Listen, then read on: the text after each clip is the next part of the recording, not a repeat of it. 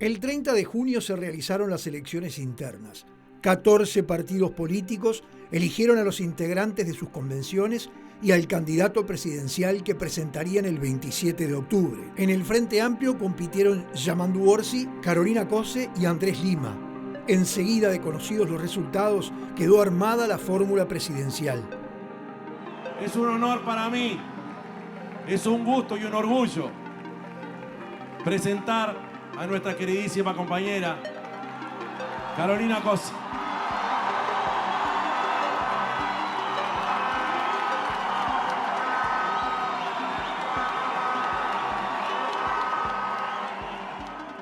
En el Partido Nacional competían Álvaro Delgado, Laura Raffo, Jorge Gandini, Carlos Iafiliola y Roxana Corbrán.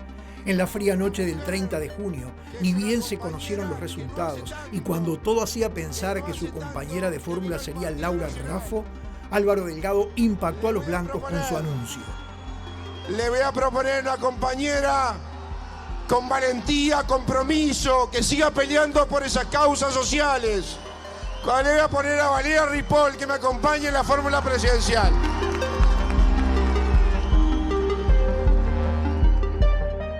Valeria Ripoll, una ex sindicalista afiliada al Partido Comunista, aceptó el desafío, generando controversias de todo tipo dentro de la colectividad blanca.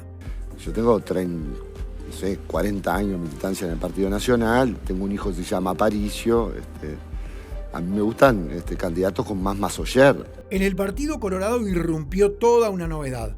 Desplegando una intensa campaña mediática, Andrés Ojeda ganó la interna de su partido, imponiéndose ante sus competidores Robert Silva, Carolina H., Gabriel Gurméndez, Zaida González y Tabaré Viera. De acá para adelante, espalda con los compañeros del partido, espalda con los socios de la coalición para ganarle al Frente Amplio en octubre y noviembre. A partir de ahí, Ojeda multiplicó el uso de recursos y desarrolló una campaña que ofrecía una nueva forma de hacer política. No hay mucho tiempo libre. Esto es política 24/7 y algo de gimnasio. Por su parte, Cabildo Abierto logró en esta elección interna menos de 18.000 votos, una gran reducción frente a los 49.500 obtenidos en junio de 2019. Algo similar sucedió con el PERI de César Vega, que logró 877 votos que contrastaron negativamente con los 2.600 de la interna de 2019 y con el Partido Independiente, que se posicionó como la sexta fuerza política en esta elección interna, siendo superado incluso por Identidad Soberana, liderada por Gustavo Salle, quien a la postre y con su particular estilo superó los 65.000 votos en la primera vuelta, logrando así 2 bancas en la Cámara de Diputados. Cuidado, empieza a abrirse paso el verdadero partido que lucha por la clase trabajadora, por la libertad, por la soberanía, para no seguir empobreciendo al pueblo uruguayo, sino todo lo contrario, tirar al diablo el modelo narcofeudal y traer prosperidad para la clase trabajadora en Uruguay.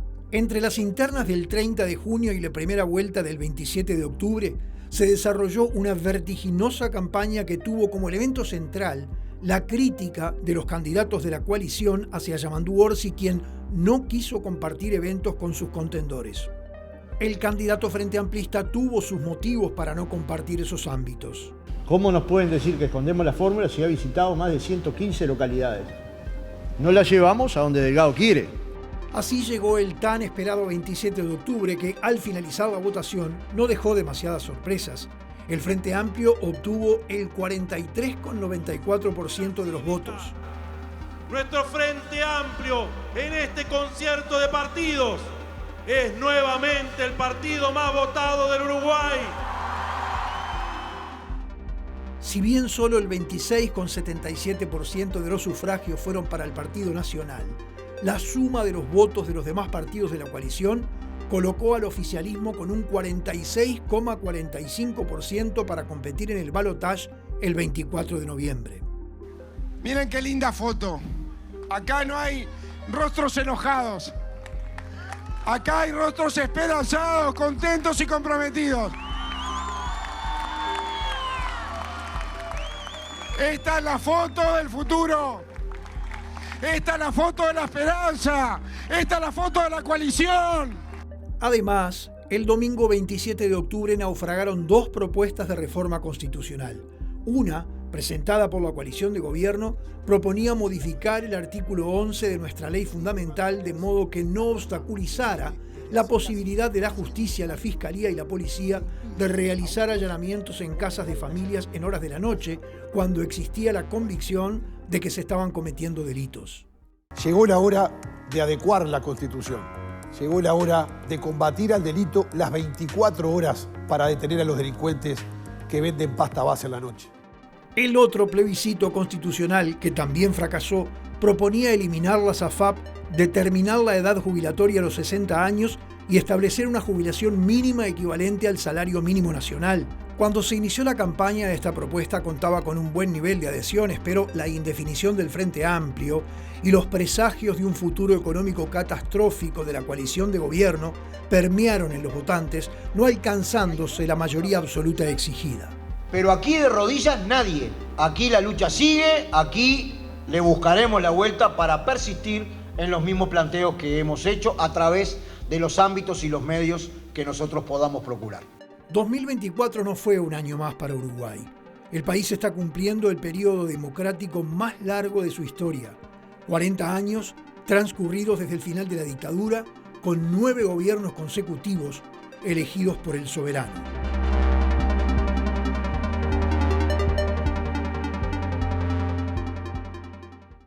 Un terremoto de 7.6 grados en la escala Richter sacudió Japón, con epicentro en la prefectura de Ishikawa, causando la muerte de 258 personas, derrumbando decenas de edificios y provocando cuantiosos daños materiales. El progresista Bernardo Arévalo asumió la presidencia de Guatemala con la promesa de acabar con la corrupción, dejando atrás más de 4 décadas de gobiernos conservadores. En Rusia, el líder opositor Alexei Navalny falleció tras dar una caminata en la cárcel del Círculo Ártico donde estaba recluido. El Kremlin negó cualquier implicación en su muerte. La oposición responsabilizó al gobierno. El presidente ruso Vladimir Putin fue reelegido con el 87% para un 5º mandato en unas elecciones sin una alternativa real y se aseguró seguir al frente del Kremlin hasta el 2030. La princesa de Gales, Catalina, anunció que le diagnosticaron cáncer sin dar más detalles y que inició un tratamiento de quimioterapia preventiva. El buque contenedor Dali chocó contra el puente Francis Scott de Baltimore, Maryland, haciendo que una gran parte de la estructura de acero cayera al río Palapsco. 6 personas que trabajaban en el puente murieron. Irán llevó a cabo un ataque directo sin precedentes contra Israel, utilizando más de 300 aviones no tripulados, misiles de crucero y misiles balísticos en represalia por el mortífero ataque aéreo del 1 de abril contra el consulado iraní en Damasco. El estado de Río Grande do Sul, en el sur de Brasil, enfrentó las peores inundaciones de su historia. Casi toda la región gaúcha quedó bajo el agua, con lluvias que superaron niveles históricos y dejaron más de 1 centenar de muertos y 2 millones de afectados. El primer ministro eslovaco, Robert Fico, sufrió un intento de magnicidio en Jadlova. Recibió 5 disparos que le dejaron en estado grave. Luego de varios meses de recuperación pudo restablecerse y retomar la actividad. Donald Trump se convirtió en el primer expresidente estadounidense en ser condenado por un delito grave, luego que un jurado de Nueva York lo declarara culpable de 34 cargos de falsificación de registros comerciales como parte de un plan para ocultar una relación extramatrimonial con una actriz pornográfica. El primer ministro nacionalista de la India, Narendra Modi, se aseguró un nuevo mandato tras ganar las elecciones en la mayor democracia del mundo. El fundador de Wikileaks, Julian Assange, regresó a Australia para comenzar su vida como hombre libre por primera vez en 12 años, tras admitir haber revelado secretos de defensa de Estados Unidos en un acuerdo que desbloqueó la puerta de su celda en Londres. La mala actuación del presidente estadounidense Joe Biden en el primer debate televisivo contra Donald Trump generó dudas entre los demócratas sobre su aptitud para continuar al frente de la Casa Blanca. Rusia llevó a cabo un ataque masivo con misiles contra las ciudades ucranianas de Kiev, Dnipro, Sloviansk y Kramatorsk, utilizando más de 40 misiles de diversos tipos. Keir Starmer se convirtió en primer ministro británico tras la aplastante victoria del Partido Laborista en las elecciones generales que pusieron fin a 14 años de gobierno conservador. El candidato presidencial republicano, el expresidente Donald Trump, fue víctima de un intento de magnicidio durante un mitin en Butler, Pensilvania.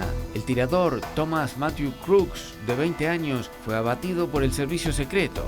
Joe Biden anunció que no se presentará a la reelección, abandonando la carrera por la Casa Blanca, y pasó el testigo a su vicepresidenta, Kamala Harris, quien fue la abanderada demócrata en la competencia con Donald Trump.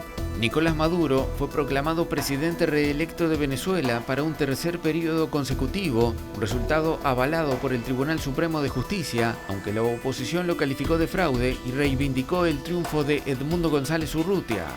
El líder del grupo islamista Hamas, Ismail Haniyeh, murió en un ataque en Teherán, la capital de Irán, en una operación atribuida a Israel. Haniyeh falleció por un artefacto explosivo que había sido escondido en la casa de huéspedes donde se alojaba. Ucrania lanzó una ofensiva sorpresa en la región fronteriza rusa de Kursk, capturando más de 2 docenas de ciudades y pueblos en el mayor ataque transfronterizo en suelo ruso desde la Segunda Guerra Mundial. Las autoridades griegas de protección civil ordenaron la evacuación de varios pueblos de los suburbios del noreste de Atenas, amenazados por un mega incendio. Comenzó el juicio contra Dominique Pelicot, acusado de drogar mientras dormía a su entonces esposa, Gisèle Pelicot, y de invitar a desconocidos a violarla en su casa de Massan, una pequeña localidad del sur de Francia, en Aviñón. En el caso hay 50 coacusados de violación. Decenas de personas resultaron muertas y heridas cuando los dispositivos de localización de miembros de Hezbollah explotaron simultáneamente en todo Líbano. Fue una operación conjunta de los servicios de inteligencia y el ejército israelí. El ejército de Israel comenzó una invasión terrestre en el sur del Líbano para enfrentar a la milicia Hezbollah. Desde entonces, miles de personas han muerto y más de 1 millón permanecen desplazadas.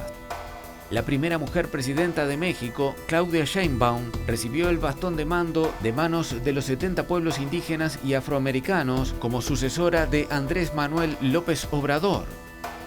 La catastrófica Dana, que azotó a Valencia y no fue alertada en tiempo por las autoridades, dejó al menos 226 muertos. Inundaciones repentinas y mortales asolaron el sur y el este de España.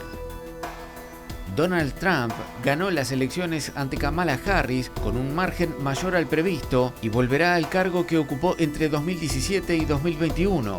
Es el segundo presidente estadounidense en la historia en ganar un mandato no consecutivo.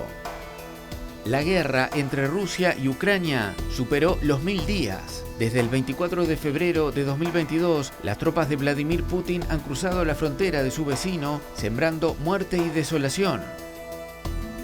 El presidente de Corea del Sur, Yoon Suk-yeol, intentó imponer la ley marcial que limitaba los derechos y las garantías políticas, pero tuvo la resistencia de la Asamblea Nacional, que finalmente lo terminó destituyendo del cargo. El presidente sirio Bashar al-Assad huyó del país hacia Moscú, poniendo fin a sus 14 años de lucha por mantener el control de un país fragmentado por una brutal guerra civil. El derrocamiento de Assad se produjo después de que las fuerzas de la oposición entraran en Damasco, la capital siria, derrumbando medio siglo de gobierno de su familia.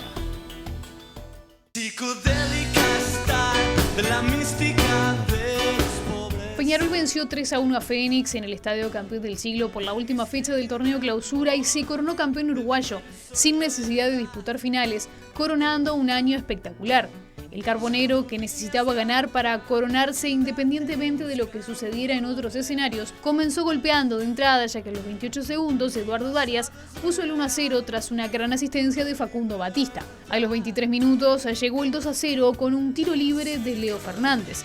Los albivioletas golpeados intentaron adelantarse y rápidamente encontraron el descuento a través de un gran cabezazo de Pereira, que logró anotar el 2-1 para volver a poner a los de Capurro en partido. Pero el intento de reacción del visitante duró hasta los 50 minutos, cuando nuevamente Leo Fernández se hizo cargo de un tiro libre lejano y pegado a la línea lateral.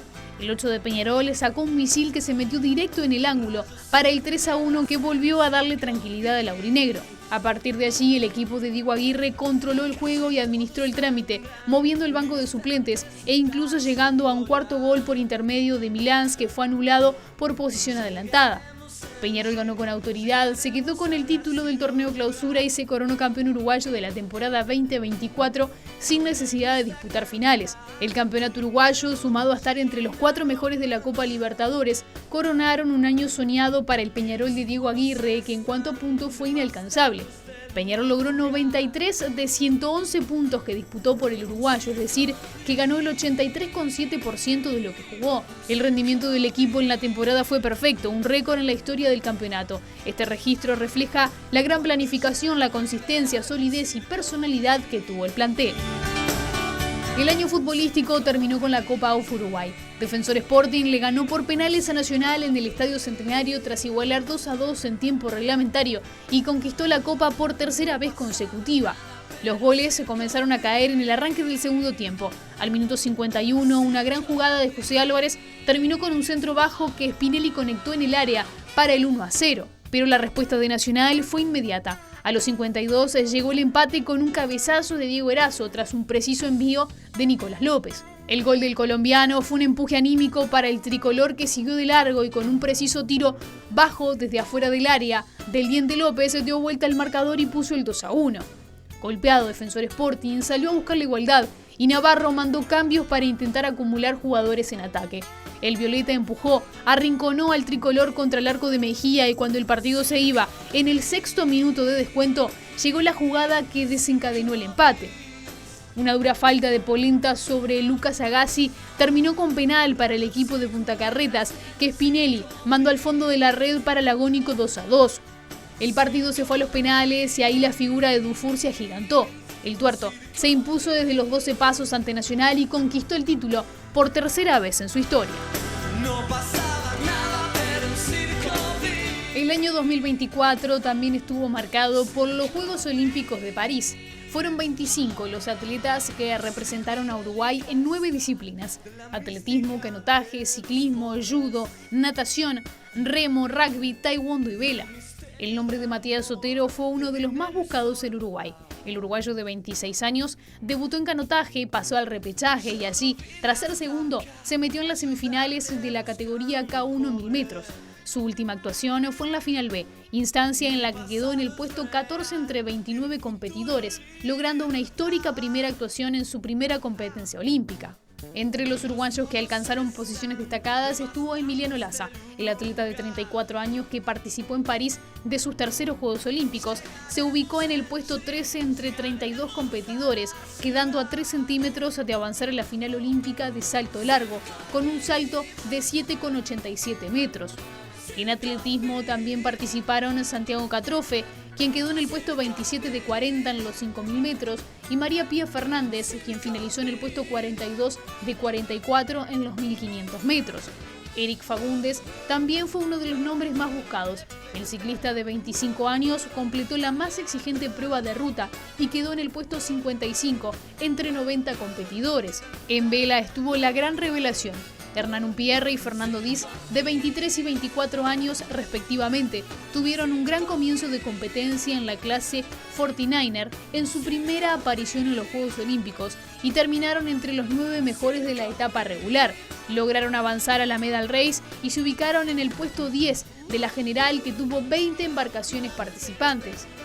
Para la santucera Dolores Moreira fueron los terceros Juegos Olímpicos, en los que compitió en la clase ILCA 6 de vela y cerró su actuación en el puesto 22 entre 43 participantes.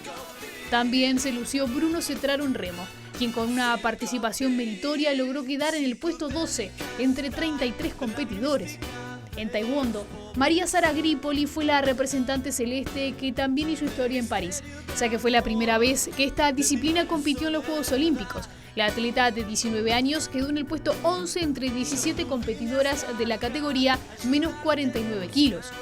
En judo participó el uruguayo Micaela Pramián y en su debut cayó ante el japonés Takanori, que venía de ser medalla de oro en Tokio 2020 y que repitió su éxito en París 2024. Uruguay también dijo presente una vez más en la natación de los Juegos Olímpicos. Leo Noyes, de 21 años, y Nicole Frank, de 20, representaron a Uruguay. Noyes fue 47 de 79 participantes en la prueba de 1000 metros libres en su primera experiencia olímpica, mientras que Nicole Frank terminó en el puesto 30 de 34 en los 200 metros combinados. Por último, la selección uruguaya de rugby, los Teros, que hizo historia clasificando por primera vez a un Juego Olímpico, se fue con un triunfo ante Japón luego de perder sus otros 4 encuentros, quedando en el puesto 11 de la clasificación. Esta participación marcó un hito histórico para este deporte en nuestro país. Llegaremos en jeep, llegaremos a la ciudad. Are you sure you want to do this?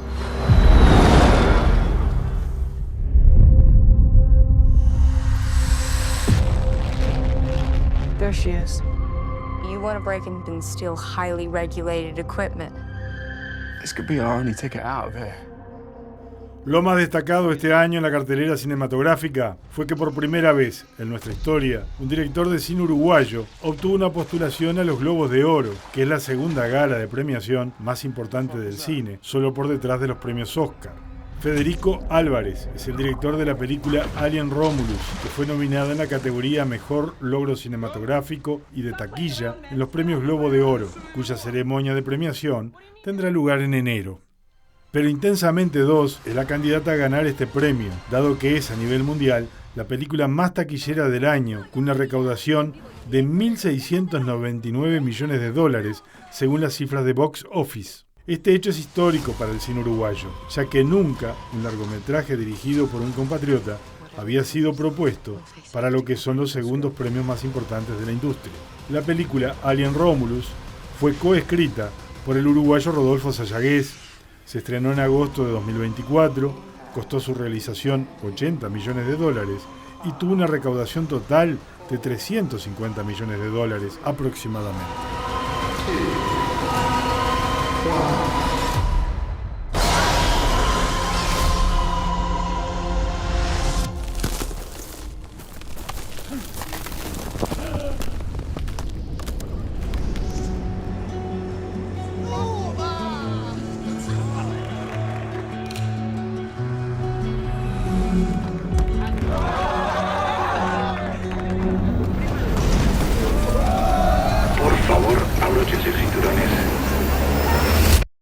La película española La Sociedad de la Nieve, que cuenta la historia del accidente de un avión de la Fuerza Aérea Uruguaya en la cordillera de los Andes en 1972 y cómo sobrevivió un grupo de uruguayos, arrasó en 2024 con 12 premios Goya. La película de Juan Antonio Bayona ganó Mejor Película, Mejor Dirección, Mejor Música Original, Mejor Actor Revelación, Mejor Dirección de Producción, Mejor Dirección de Fotografía, Mejor Montaje, Mejor Dirección de Arte, Mejor Diseño de Vestuario, Mejor Maquillaje y Peluquería, Mejor Sonido y Mejores Efectos Especiales. ¿Ahora se van a dejar morir? ¿Después de todo lo que pasó?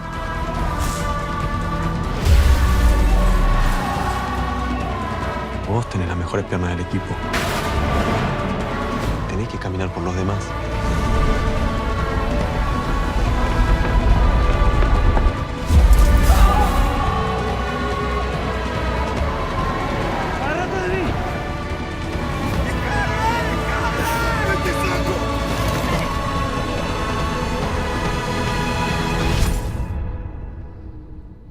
¿Lo ves? Hay que intentarlo. This is a national emergency. Detonator charge.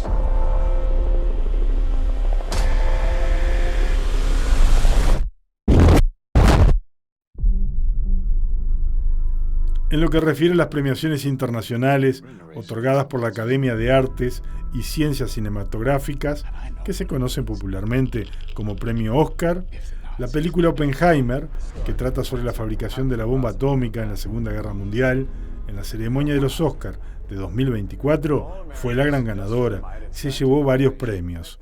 Mejor película, mejor director, mejor actor de reparto, mejor edición, mejor cinematografía y mejor banda sonora. You are the man who gave them the power to destroy themselves. And the world is not prepared.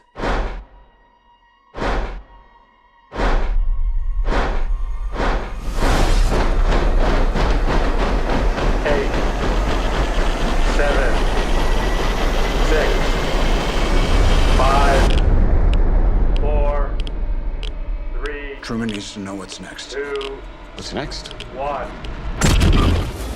En esa instancia, Barbie se llevó el Oscar a Mejor Canción,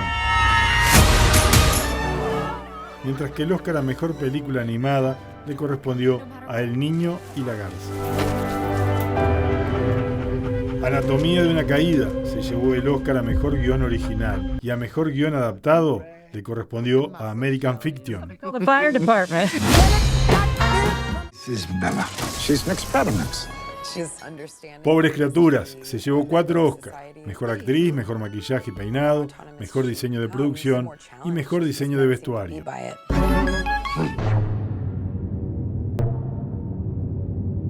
La película Zona de Interés, sobre la Segunda Guerra Mundial, que se centra en la vida del comandante del campo de concentración de Auschwitz y su familia, se llevó los Oscar a Mejor Película Internacional y Mejor Sonido. Recordemos que Zona de Interés competía con la española La Sociedad de la Nieve por el Oscar a Mejor Película Internacional, que finalmente fue ganado por el film de origen inglés, hablado enteramente en alemán. Dale. Porque no quiero que mi hijo siga el camino de mis sobrinos que tuvieron que irse. ¡Viva el Uruguay! Mientras tanto, en Uruguay, la película nacional más vista fue el documental Jorge Valle, Entre el cielo y el infierno, que alcanzó en todos los circuitos de distribución 42.727 espectadores. Se supo además que, del total de la taquilla, el 2,5% del público que asiste a salas ve cine uruguayo, según los datos difundidos por la Agencia del Cine del Uruguay. La cantidad de espectadores de cine uruguayo en salas mostró una caída en el último tiempo. Pasó de 84.250 en 2022 a 80.900 en el año pasado. Por esa razón, ACAU resolvió lanzar un catálogo de 80 películas uruguayas en su canal de YouTube, y esto repercutió en que este año el 54% del cine uruguayo se consumió en plataformas. Como consecuencia de esta medida, 2024 fue el año con mayor consumo de cine uruguayo de la década, con 145.750 espectadores en salas de cine y en plataformas. Era una sangría diaria que no paraba. Estaba en peligro la